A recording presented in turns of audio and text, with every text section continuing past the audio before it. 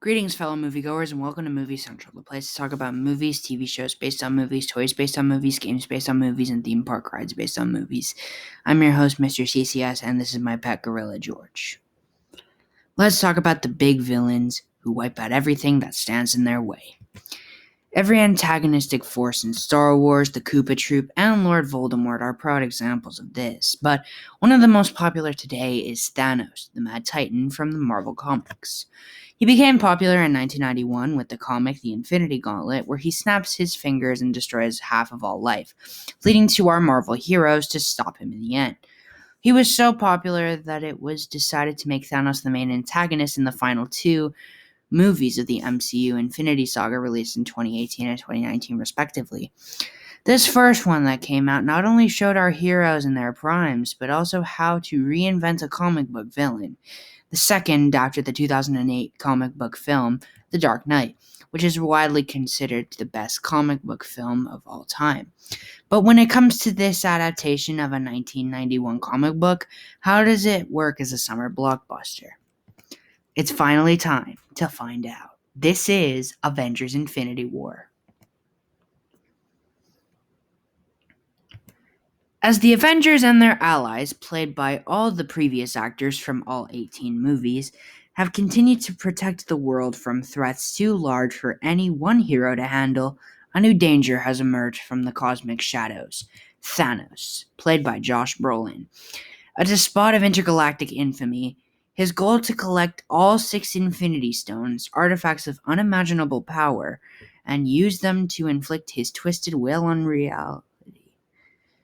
Everything the Avengers have fought for has led up to this moment. The fate of the Earth and existence itself has never been more uncertain. It's a full-scale story, and frankly, it doesn't feel bloated at all, but instead feels epic. But is everything else epic? Well, let's see. How are the characters? Oh god, there is a lot of characters in this film. So, let's see. Robert Downey Jr. as Iron Man, Chris Hemsworth as Thor, Mark Ruffalo as Hulk, Chris Evans as Steve Rogers aka Captain America, Scarlett Johansson as Black Widow, Benedict Cumberbatch as Doctor Strange, Don Cheadle as War Machine, Tom Holland as Spider-Man, Chadwick Boseman as Black Panther, Paul Bettany as Vision, Elizabeth Olsen as Scarlet Witch, Anthony Mackie as Falcon, Sebastian Stan as Winter Soldier, Denai Guerrera as Okoye, Letitia Wright as Shuri, Dave Bautista as Drax Destroyer, Zoe Saldana as Gamora, and Chris Pratt as Star-Lord. It is a lot to take in, and believe me, these are the ones who are pivotal to the plot. There are more.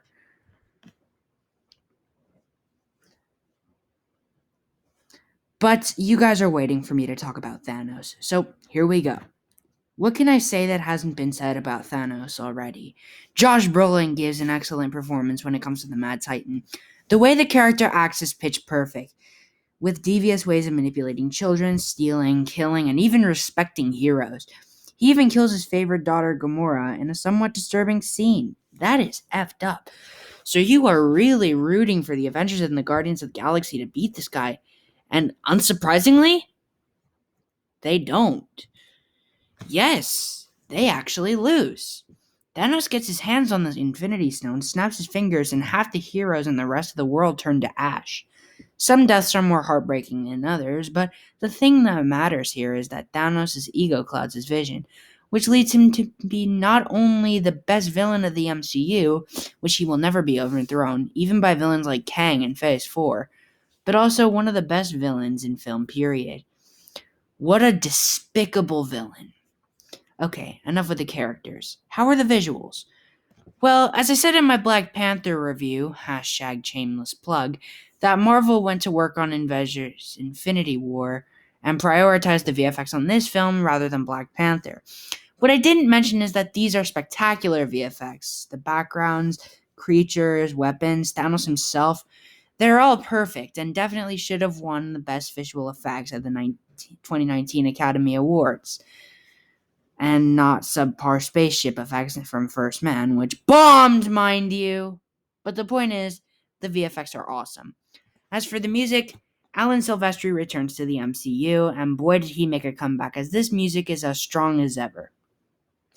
It had action, it had suspense, and even somber and quiet. So yes, the score is yet another home run from Alan Silvestri. As for the action, well, I can sum it up like this. It leaped off the pages of a comic and landed in the theaters and in our homes. By God, the action is wonderful. From Hulk vs. Thanos to Iron Man, Doctor Strange, and Spider Man vs. the Black Order, to the Edinburgh, Scotland scene, to the Guardians of the Galaxy versus the Avengers, to Thor making Stormbreaker, these are great. But the final battles in Wakanda and Titan are the highlights of the show, as they broke ground for special effects, having a CGI creature fight multiple heroes at the same time, which must have been a pain in the neck to work on.